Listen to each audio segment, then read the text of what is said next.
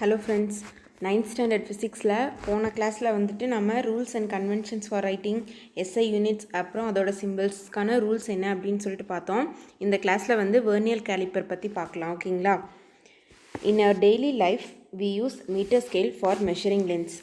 They are calibrated in centimeter and millimeter. The smallest length which can be measured by meter scale is called least count. Usually, the least count of a scale is 1 millimeter. We can measure the length of objects up to 1 millimeter accuracy with this scale. By using vernier caliper, we can have an accuracy of 0.1 millimeter, and with screw gauge, we can have an accuracy of 0.01 millimeter. So நம்மளோட daily லைஃப்பில் பார்த்தோன்னா ஏதாவது ஒரு லென்த்தை measure பண்ணுறோம் அப்படின்னா நம்ம வந்துட்டு ஸ்கேல் யூஸ் பண்ணுவோம்.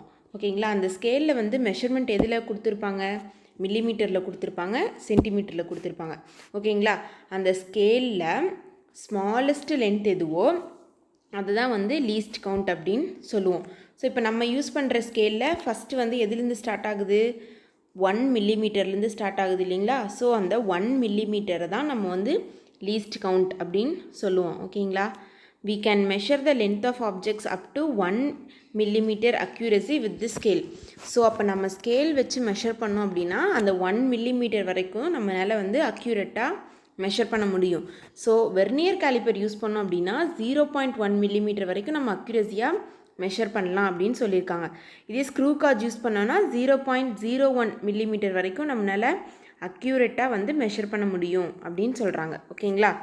So next, description of vernier caliper. Vernier caliper வந்து எப்படி இருக்கும் அப்படின்னு சொல்லிட்டு பார்க்கலாம். The vernier caliper consist of a thin long steel scale graduated in centimetre and millimetre called main scale. To the left end of the main scale, an upper and a lower jaw are fixed perpendicular to the bar. They are named as fixed jaw. To the right of the fixed jaw, a slider with an upper and lower movable jaw is fixed. The slider can be moved or fixed to any position using a screw. The vernier scale is marked on the slider and it moves along with the movable jaws and the slider. The lower jaws are used to measure the external dimensions and upper jaws are used to measure the internal dimensions of the object. The thin bar attached to the right side of the vernier scale is used to measure the depth of the hollow objects. So இதுதான் வந்து vernier ஸ்கேலோட diagram. ஓகேங்களா? So vernier calliper எப்படி இருக்குன்னு பார்த்தீங்கன்னா இந்த மாதிரி தான் இருக்கும். ஓகேங்களா?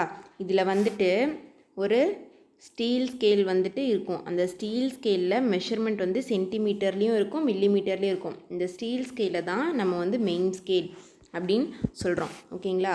ஸோ இந்த மெயின் ஸ்கேலோட லெஃப்ட் சைடில் வந்து பார்த்தீங்க அப்படின்னா 2 ஜா வந்துட்டு இருக்கும். அதாவது J1 அண்ட் J4 இது ரெண்டும் வந்துட்டு ஃபிக்ஸ்டு ஜா அப்படின்னு சொல்லுவோம். இந்த 2 ஜாவுமே வந்து பார்த்தோம் அப்படின்னா மெயின் ஸ்கேலுக்கு எப்படி இருக்குது? பெர்பெண்டிகுலராக இருக்குது. பெர்பெண்டிகுலர் அப்படின்னு என்னென்னு பார்த்தோன்னா அதாவது 90 டிகிரியில் இருக்கணும். ஸோ அதுதான் வந்து பெர்பெண்டிகுலர் அப்படின்னு சொல்லுவோம். ஓகேங்களா? அடுத்தது ரைட் சைடில் வந்து பார்த்தீங்க அப்படின்னா 2 ஜாஸ் வந்து ப்ரெசன்ஸ் ஆகிருக்கும். ஸோ அது வந்து பார்த்தோம் அப்படின்னா மூவபிள் ஜா. அதாவது ரைட் சைடில் J2 J4 இது ரெண்டும் வந்து ரைட் சைடில் இருக்குது. ஸோ இது 2 ஜாவையும் நம்ம வந்து மூவ் பண்ணிக்கலாம். ஓகேங்களா? அடுத்தது வந்து பார்த்தோம் அப்படின்னா இங்கே ஒரு தனியாக ஒரு ஸ்கேல் மாதிரி தெரியுது இல்லைங்களா? இதை தான் வந்து நம்ம வெர்னியர் ஸ்கேல் அப்படின்னு சொல்லுவோம்.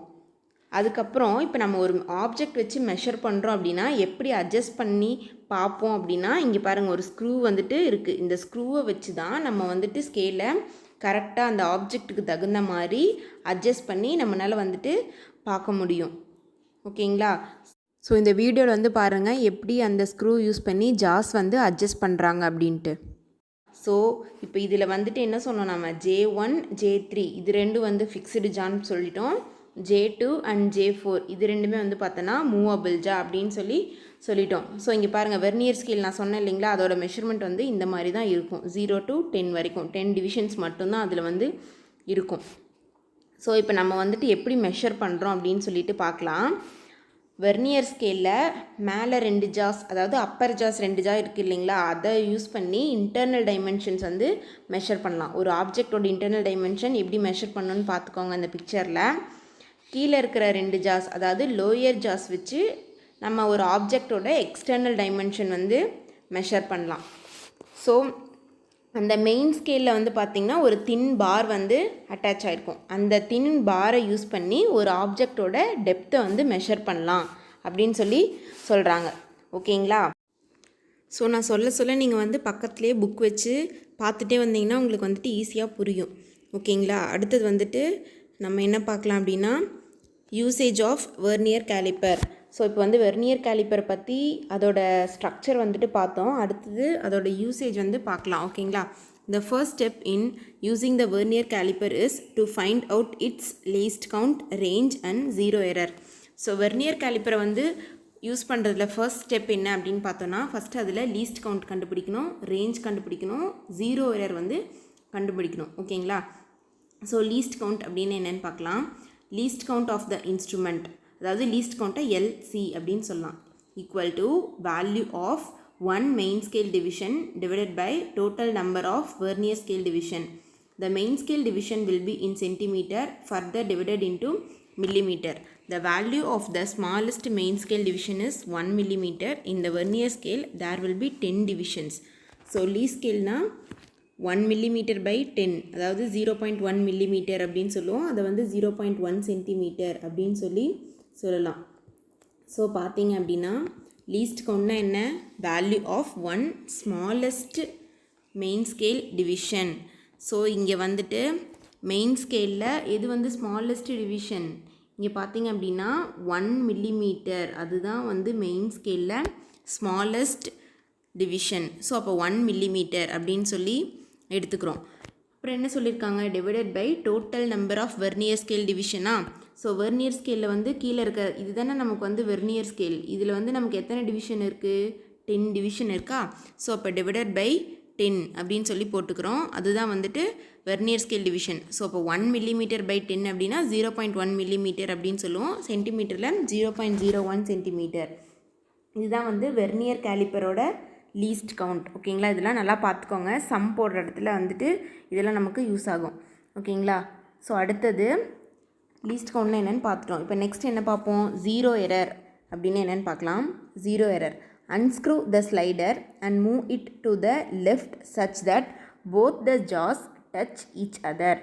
ஸோ நம்ம முன்னாடி ஸ்க்ரூ பார்த்தோம் இல்லைங்களா? அந்த ஸ்க்ரூவை வந்துட்டு அன்லாக் பண்ணிவிட்டு மூவ் பண்ணுங்கள், ரெண்டு ஜாஸும் டச் ஆகிற மாதிரி மூவ் பண்ணுங்கள் அப்படின்னு சொல்கிறாங்க. Check whether the zero marking of the main scale coincides with that of the zero of the vernier scale. So அப்படி நம்ம மூவ் பண்ணுறப்போ அந்த ஜீரோ வந்துட்டு மெயின் ஸ்கேலோட ஜீரோவும் வெர்னியர் ஸ்கேலோட ஜீரோவும் கோயின்சைட் ஆகுதா அப்படின்னு சொல்லி பாருங்கள் அப்படின்னு சொல்கிறாங்க. If they coincides then there is no zero error.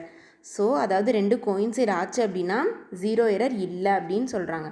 So இப்போ எக்ஸாம்பிள் பார்த்தோம் அப்படின்னா இங்கே பாருங்கள், மெயின் ஸ்கேலும் இருக்குது, வெர்னியர் ஸ்கேலும் இருக்குது. இது வந்து மெயின் ஸ்கேலா, ஸோ இது வந்து வெர்னியர் ஸ்கேலா. இப்போ இங்கே பாருங்கள், இங்கேயும் ஜீரோ இங்கேயும் ஜீரோ, இந்த ரெண்டு ஜீரோவும் கோயின்சைடாக இருக்குது. கோயின்சைட் அப்படின்னு என்ன? அந்த ஜீரோவும் இந்த ஜீரோவும் ஸ்ட்ரைட்டாக இருக்கணும். ஸோ கோயின்சைட் ஆயிருந்துச்சுன்னா ஜீரோ எரர் இல்லை அப்படின்னு சொன்னாங்களா. ஸோ அப்போ இதுக்கு பேர் வந்து நோ ஜீரோ எரர். அதாவது இங்கே பாருங்கள், coincides with each other, so no zero error அப்படின்னு சொல்லி சொல்கிறோம். அடுத்தது if they do not coincide with each other then the instrument is said to possess zero error. ரெண்டும் அந்த மெயின் ஸ்கேலோட ஜீரோவும் வெர்னியர் ஸ்கேலோட ஜீரோவும் ஸ்ட்ரைட்டாக இல்லை அப்படின்னா அந்த இடத்துல ஜீரோ எரர் இருக்குது அப்படின்னு சொல்லி அர்த்தம். ஓகேங்களா? Zero error maybe positive or negative. Zero error வந்து ரெண்டாக சொல்லியிருக்காங்க, ஒன்று பாசிட்டிவ்னு சொல்லியிருக்காங்க, இன்னொன்று வந்து நெகட்டிவ் அப்படின்னு சொல்லியிருக்காங்க. If the zero of the vernier is shifted to right of the main scale it is called positive error. On the other hand, if the zero of the vernier is shifted to the left of the zero of the main scale, then the error is negative. அதாவது அந்த error வந்து right சைடில் இருந்தால் positive error அப்படின்னும் left சைடில் இருந்தால் negative error அப்படின்னும் சொல்கிறாங்க. ஓகேங்களா? எதுக்கு லெஃப்ட் ரைட் பார்க்கணும் அப்படின்னா மெயின் ஸ்கேலோட ஜீரோவுக்கு நம்ம லெஃப்ட் சைடா ரைட் சைடா அப்படின்னு சொல்லி பார்க்கணும். So first positive zero error. Figure 1.3 shows the positive zero error. From the figure you can see that the zero of the vernier scale is shifted to the right of the zero of the main scale. In this case, the reading will be more than the actual reading. Hence, this error should be corrected. In order to correct this error, find out which vernier division is coinciding with any of the main scale division. Here fifth vernier division is coinciding with the main scale divisions. So இப்போ என்ன சொல்கிறாங்கன்னு பார்த்தோன்னா கீழே ஒரு image கொடுத்துருக்காங்க இல்லைங்களா, அந்த இமேஜில் பாருங்கள், மெயின் ஸ்கேலும் வெர்னியர் ஸ்கேலோட ஜீரோவும் கோயின்சைட் ஆகலை. அதாவது இது வந்து மெயின் ஸ்கேல், இது வந்து வெர்னியர் ஸ்கேல், ரெண்டோட ஜீரோவும் கோயின்சைட் ஆகலை.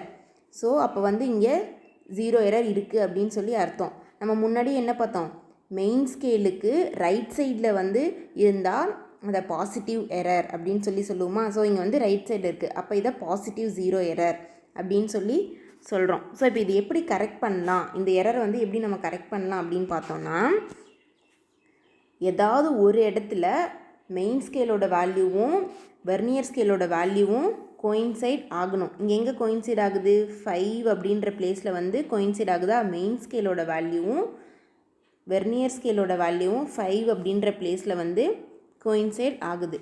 So here fifth vernier division is coinciding with the main scale division அப்படின்னு சொல்லிட்டாங்க. ஸோ இப்போ நம்ம பாசிட்டிவ் எரர் எப்படி கண்டுபிடிக்கிறோம், அதை எப்படி கரெக்ட் பண்ணுறோம் அப்படின்னு சொல்லி பார்க்கலாம். ஸோ ரைட் சைடில் இருந்தால் பாசிட்டிவ், அதனால் +5 அப்படின்னு எடுத்துக்கிறோம். 5 இன்ட்டு லீஸ்ட் கவுண்ட், நம்ம முன்னாடியே லீஸ்ட் கவுண்ட் வேல்யூ என்னென்னு பார்த்தோமா 0.01, அதுதான் வந்து லீஸ்ட் கவுண்டோட வேல்யூ. ஸோ அப்போ 5 இன்ட்டு 0.01 பார்த்தோன்னா அதோட வேல்யூ வந்து 0.05. ஸோ இப்போ இந்த 0.05 அப்படிங்கிறது தான் பாசிட்டிவ் எரர். இந்த எரர் எப்படி கரெக்ட் பண்ணணும், ஸோ இப்போ நம்ம மேக்ஸில் எப்படி இன்டீஜர் படிச்சிருப்போம், ரைட் சைடு இருந்தால் எல்லாமே பாசிட்டிவ் வேல்யூ, லெஃப்ட் சைடுனா அது எல்லாமே நெகட்டிவ் வேல்யூ, அதை வந்து ஞாபகம் வச்சுக்கோங்க இந்த இடத்துல. ஸோ இது வந்து ரைட் சைடு 5 பாயிண்ட் தள்ளி இருக்குது, நமக்கு வந்து ஜீரோவும் ஸ்ட்ரைட்டாக வரணும். அதாவது மெயின் ஸ்கேலோட ஜீரோவும் வெர்னியர் ஸ்கேலோட ஜீரோவும் ஸ்ட்ரைட் லைனில் இருந்தால் மட்டும்தான் ஜீரோ எரர் இல்லை அப்படின்னு அர்த்தம். அப்போ இதுக்கு ஜீரோ எரர் இல்லாமல் கொண்டு வரதுக்கு நம்ம என்ன பண்ணணும், லெஃப்ட் சைடில் 5 பாயிண்ட் தள்ளி வந்தோம்னா 2 ஜீரோவும் வந்துட்டு ஈக்குவலாக வந்துடுமா, அதாவது 2 ஜீரோவும் கோயின்சைட்ஸ் ஆகிடுமா. ஸோ நம்ம லெஃப்ட் சைடில் வரணும் அந்த ஜீரோ எரரை கரெக்ட் பண்ணுறதுக்காக, அதனால் இந்த இடத்துல வந்து மைனஸ் போடுறோம். ஸோ இதை ஈஸியாக நீங்கள் எப்படி ஞாபகம் வச்சுக்கலாம் அப்படின்னு பார்த்தீங்கன்னா, பாசிட்டிவ் ஜீரோ எரராக இருந்தால் அதை கரெக்ஷன் பண்ணுறப்போ முன்னாடி வந்து மைனஸ் சைன் போட்டுக்கணும். இதே நெகட்டிவ் எரராக இருந்தால் அதை நீங்கள் கரெக்ஷன் பண்ணுறப்போ முன்னாடி வந்து பாசிட்டிவ் சைன் போட்டுக்கணும். இது வந்து ஞாபகம் வச்சுக்கோங்க, ஓகேங்களா. ஸோ பாசிட்டிவ் ஜீரோ எரர்னால் என்னன்னு சொல்லிட்டு நம்ம பார்த்தோம். அதுக்கு கீழே வந்து ஒரு சம் கொடுத்துருக்காங்க இல்லைங்களா, என்ன சம் கொடுத்துருக்காங்க, calculate the correct reading if the main scale reading is 8 cm, vernier scale coincides is 4 and the positive zero error is 0.05 cm. So என்ன சொல்லியிருக்காங்க அப்படின்னா, இந்த ப்ராப்ளம் வந்து நீங்கள் ஒர்க் அவுட் பண்ணி பாருங்கள், உங்களுக்கு வந்துட்டு இன்னும் ஈஸியாக புரியும். ஸோ இந்த சம் வந்து நம்ம ஒர்க் அவுட் பண்ணுறதுக்கு முன்னாடி ஒரு ஃபார்முலா வந்துட்டு ஞாபகம் வச்சுக்கோங்க. ஒரு ஆப்ஜெக்டோட டயாமீட்டர் கண்டுபிடிங்க அப்படின்னாலோ இல்லை அதோட ரீடிங் கண்டுபிடிங்க அப்படின்னு சொல்லி நமக்கு ஏதாவது கொஷின்ஸ் கேட்டிருந்தாங்க அப்படின்னா அதுக்கான ஃபார்முலா என்னென்னு பார்த்தீங்கன்னா, main scale reading plus vernier scale reading into least count plus or minus 0 correction. So இந்த ஃபார்முலா வந்துட்டு ஞாபகம் வச்சுக்கோங்க, ஓகேங்களா. ஸோ என்ன கொடுத்துருக்காங்க சம்மில், கால்குலேட் த கரெக்ட் ரீடிங் வந்து கால்குலேட் பண்ணுங்கள் அப்படின்னு சொல்லியிருக்காங்க. So if the main scale reading is 8 cm, vernier coincidence is 4 and positive zero error is 0.05. So main scale reading நமக்கு வேணும், அதுவும் வந்து கொடுத்துட்டாங்க. வெர்னியர் கோயின்சிடென்ஸும் வந்துட்டு நமக்கு வேணும், அதுவும் கொடுத்துட்டாங்க. லீஸ்ட் கவுண்ட் என்னன்னு சொல்லி நமக்கு தெரியும், முன்னாடியே பார்த்தோம் இல்லைங்களா, 0.01 அப்படிங்கிறது தான் லீஸ்ட் கவுண்ட் அப்படின்னு. ஸோ அந்த வேல்யூவும் நமக்கு தெரியும். 0 கரெக்ஷன் அந்த வேல்யூ வந்து நமக்கு வேணும். ஸோ 0 கரெக்ஷன் வேணும்னா என்ன சொல்லியிருந்தேன், என்ன எரரோ அதுக்கு சைன் மாற்றினோம்னா அதுதான் வந்துட்டு நமக்கு கரெக்டான வேல்யூ அப்படின்னு சொன்னோமா. ஸோ இங்கே வந்து பாசிட்டிவ் ஜீரோ எரர் என்னன்னு சொல்லிட்டு ஒரு வேல்யூ கொடுத்துட்டாங்க. 0 கரெக்ஷன் வேணும் அப்படின்னா இங்கே பாசிட்டிவ் எரர்னு கொடுத்துருக்காங்க. அப்போ பாசிட்டிவாக இருந்தால் நம்ம மைனஸ் சைன் போடணும் அப்படின்னு சொல்லிட்டு முன்னாடி பார்த்தோமா. அப்போ -0.05ன்னு போட்டுக்கிட்டோம்னா அதுதான் வந்து 0 கரெக்ஷன் அந்த வேல்யூ. ஸோ இப்போ அந்த வேல்யூ எல்லாமே நீங்கள் எடுத்து அந்த ஃபார்முலாவில் வந்து அப்ளை பண்ணிங்க அப்படின்னா அவ்வளோதான் வந்து சம் முடிஞ்சிச்சு. ஆன்சர் வந்து நமக்கு 7.99 cm அப்படின்னு சொல்லிட்டு கிடச்சிருக்கு, ஓகேங்களா. ஸோ அடுத்தது நம்ம negative zero error. Now look at the figure 1.4. You can see that the zero of the vernier scale is shifted to the left of the zero of the main scale. So the obtained reading will be less than the actual reading. So இங்கே வந்து பாருங்கள், இது வந்து main ஸ்கேலா, இது வந்துட்டு vernier ஸ்கேலாக. அப்போது main ஸ்கேலோட 0வும் vernier ஸ்கேலோட 0வும் இந்த இடத்துலையும் கோயின்சைட் ஆகலை. அப்போ இங்கேயும் வந்து 0 எரர் இருக்குது அப்படின்னு சொல்லி அர்த்தம். நம்ம வந்து வெர்னியர் ஸ்கேலோட 0 மெயின் ஸ்கேலோட 0க்கு ரைட் சைடில் இருந்தால் பாசிட்டிவ் எரர்னு பார்த்தோமா. ஸோ இந்த இடத்துல வந்து லெஃப்ட் சைடில் இருக்குது. அப்போ இதை வந்து நெகட்டிவ் எரர் அப்படின்னு சொல்லலாமா. ஸோ இந்த இடத்துல வந்துட்டு நெகட்டிவ் எரர் அப்படின்னு சொல்லி சொல்லுவோம். ஓகேங்களா. To correct this error we should first find which vernier division is coinciding with any of the main scale divisions as we found in the previous case. So நம்ம முன்னாடி பார்த்தோம் இல்லைங்களா, பாசிட்டிவ் 0 எரரில் ஏதாவது ஒரு வேல்யூ வந்து மெயின் ஸ்கேல்லையும் வெர்னியர் ஸ்கேல்லையும் கோயின்சைட் ஆயிருக்கா அப்படின்னு சொல்லி பார்த்தோமா. ஸோ இங்கேயும் வந்து பாருங்கள், ஏதாவது ஒரு வேல்யூ வந்து கோயின்சைட் ஆயிருக்கா அப்படின்னு. இங்கே வந்து பார்த்தோன்னா 6th வேல்யூ வந்துட்டு கோயின்சைடாக இருக்குது. இங்கே பாருங்கள் 6 வந்து கோயின்சைடாக இருக்கா. So in this case you can see the 6th line is coinciding. To find the negative error we can count backward. So இது வந்து நல்லா நோட் பண்ணிக்கோங்க. நம்ம வந்து பாசிட்டிவ் எரரில் நார்மலாக வந்து கவுண்ட் பண்ணோமா, இங்கே நெகட்டிவ் எரரில் வந்து பார்த்தோன்னா நம்ம பேக்வேர்டாக கவுண்ட் பண்ணோம். அப்போ இங்கே 10 அப்படின்ற பிளேஸில் 0 அப்படின்னு எடுத்துக்கணும், 0 இருக்க பிளேஸில் 10 அப்படின்னு எடுத்துக்கணும். அப்போ இங்கேருந்து கவுண்ட் பண்ணி பார்த்தீங்கன்னா 0 1 2 3 4.